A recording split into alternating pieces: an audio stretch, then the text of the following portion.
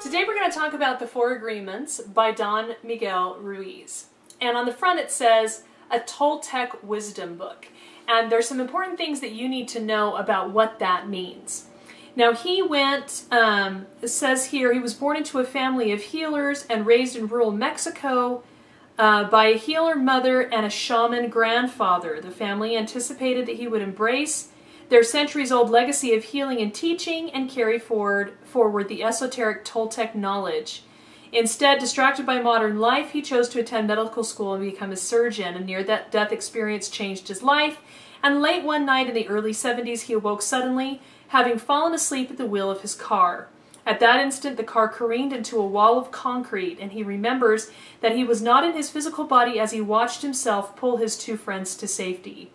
Stunned by this experience, he began an intensive practice of self-inquiry. He devoted himself to the mastery of the ancient ancestral wisdom, studying earnestly with his mother, and completing an apprenticeship with a powerful shaman in the Mexican desert. His grandfather began to teach him, continued to teach him in his dreams, he says. In the tradition of the Toltec, a Noggle guides an individual to personal freedom. And across the top it says a practical guide to personal freedom. So you need to know a little bit of backstory about this book. Don Miguel Ruiz is a good guy, you know. I think he's a good guy. And the truth is that I really like some of the stuff he has to say in here. There's four agreements, okay? So agreement number 1 begins in chapter 2. And all 4 of these agreements are principles. That's why this book resonates with people, and that's why they can take a lot of wisdom from it, and it can be a classic in the sense that they can return to it again and again because he's giving ideas and concepts and information about a principle and how to live it and when people don't live it and what it means and some interpretations of it. The first agreement is be impeccable with your word. Well, of course. And then the second agreement, don't take anything personally. The third agreement, don't make assumptions. And the fourth agreement, always do your best. Now, this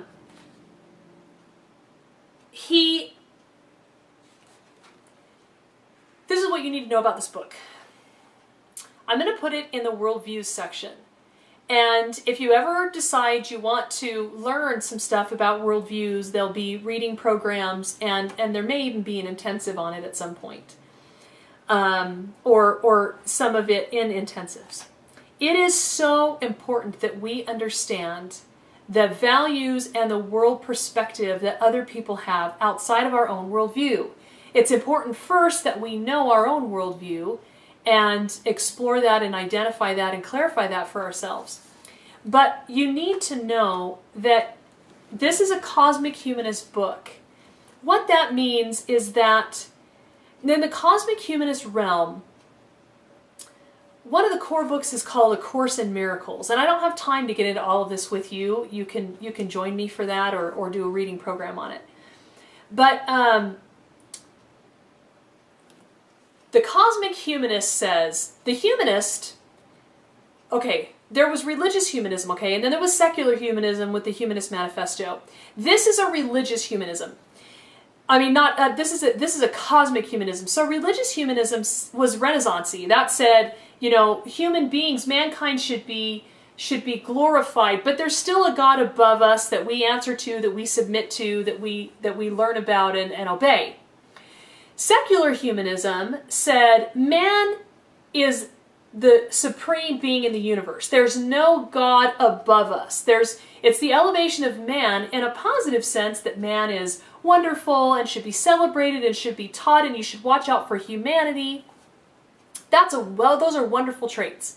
But humanism in and of itself deletes God from the equation. Well, cosmic humanism came back in and tried to reinsert spirituality, and what's happened is that they use religious words, okay? They'll say God, they'll say supreme being, they'll say universe. In the back of the book, he talks about prayers. He's written out some of his prayers that you could say, prayer for freedom. And it's like, thank you for this, and please help me with this, and I'm so grateful for this, that, and the other thing. Thank you, Creator of the universe, for the gift of life you've given me. Well, that's confusing because that doesn't really necessarily mean something outside of him.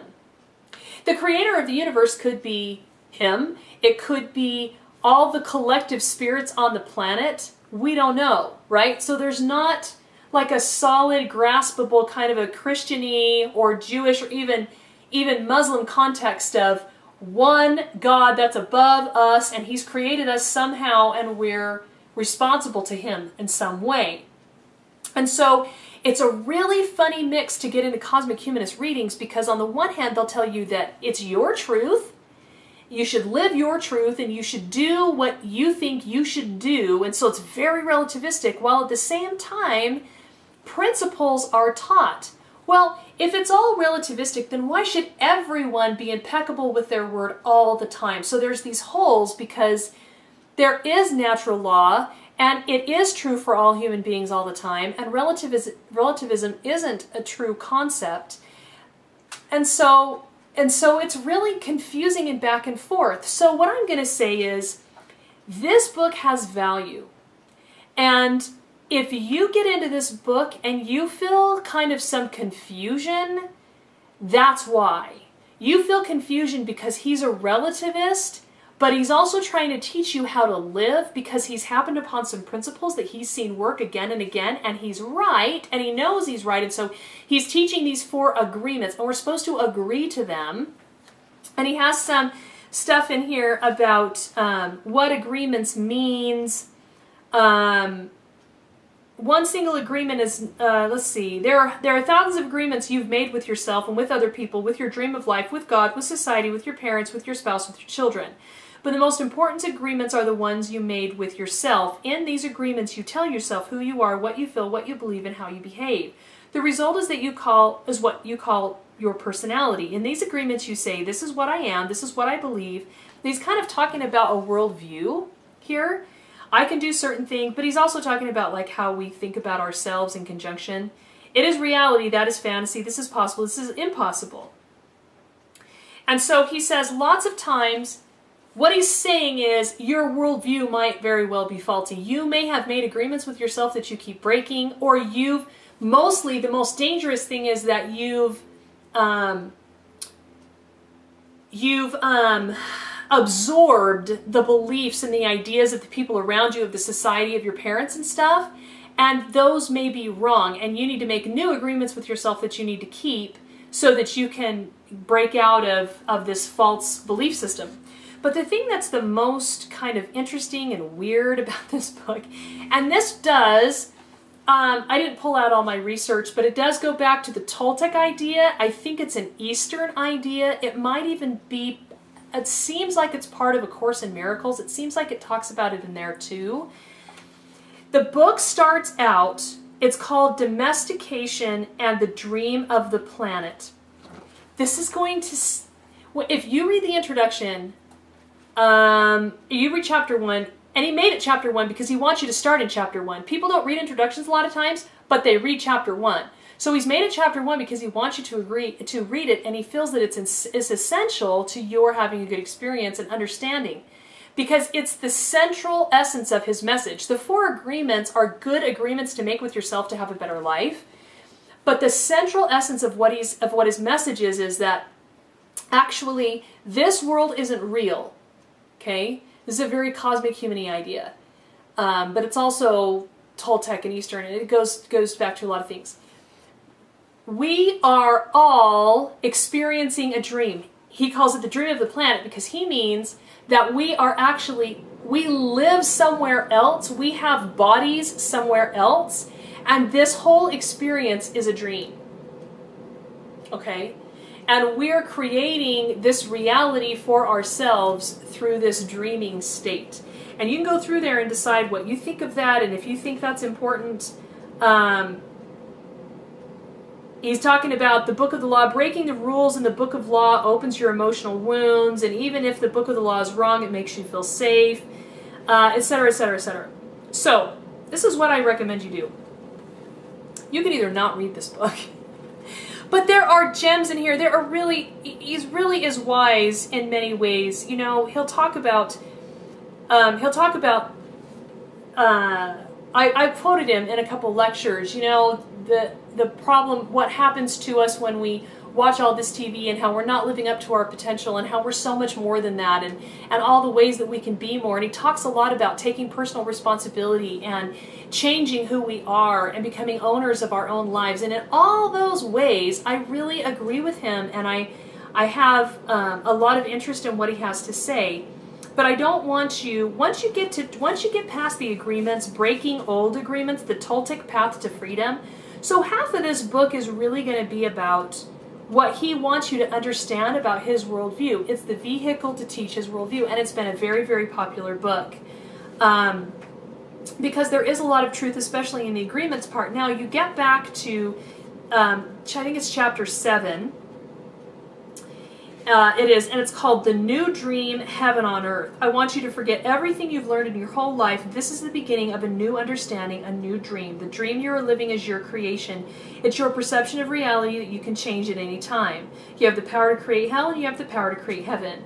Why not dream a different dream? Why not use your mind, your imagination, and your emotions to dream heaven? Now, there is truth in that. People do create their own hell with all their horrible decisions. And they do create what's much like a heaven. But you shouldn't forget everything you've ever learned. You should learn to discern between what you've learned and what's true and what's false. And the way to do that is to go back to natural law, back to conscience, back to principles, and back to God and submission. And clear out and get a clear understanding for yourself of what God's characteristics are and all that kind of stuff. So I guess what I'm saying is, the 4 Agreements can be a valuable book, and the actual 4 agreements that are in the center of the book are true principles, and he has some good ideas about how to live them. When it comes to his worldview, be careful. He starts out with it and he ends with it, and it's important that you gauge your own worldview against it.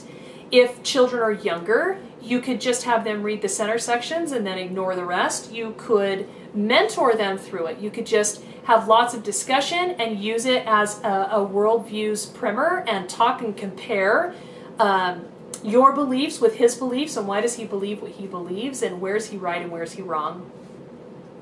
But I really wanted to put this one up here because people talk about worldview sometimes. They ask me, or when I bring them up, they don't really know. And this is a cosmic humanist I wouldn't say core book, but it's a really popular one. And I have seen people who had a God foundation move away from that foundation because they're deceived, and they don't build a foundation of principles. They don't build on a foundation of principles, and they don't get clear about what's really true, and they don't look at natural consequences, and they don't put that's why Schweitzer's quote is my personal mission statement, that we can be morally better and less shallow by thinking. It's just so true. So, this is a Cosmic Humanist book, The 4 Agreements, a Toltec wisdom book. Look up the author. Please read a lot about him and consider his worldview and compare it to your own. But just personally, for you adults out there, the 4 Agreements are really good, and he's got some good stuff in there that I think you might want to look at. So I don't think you necessarily need to own it, and your life is going to go on and be good without it. I'm not going to say you need it in your home library, but especially if you're getting into worldviews, it's very, very valuable. So, 4 Agreements, Don Miguel Ruiz. If this has been helpful, please pass it on to a friend, and like us on Facebook, and join our email list. We're super excited about the programs we're putting together that are going to be coming up in the future. So stick with us and stay tuned, because there's great stuff coming. I'll talk to you next time.